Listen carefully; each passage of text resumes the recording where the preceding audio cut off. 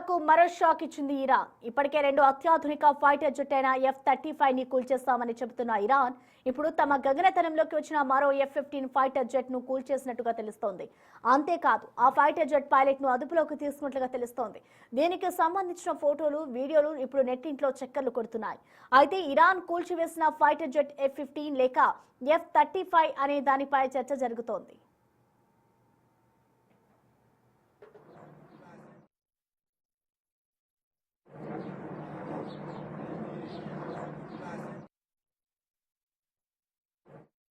Iran అదుపులో ఉన్న pilot ను కాపాడేందుకు ఇప్పటికే రెస్క్యూ ఆపరేషన్ ప్రారంభించింది అమెరికా.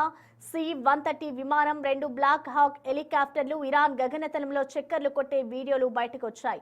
అయితే ఇప్పటి వరకు పైలట్ ఆచూకీని కనిపెట్టలేదని సమాచారం.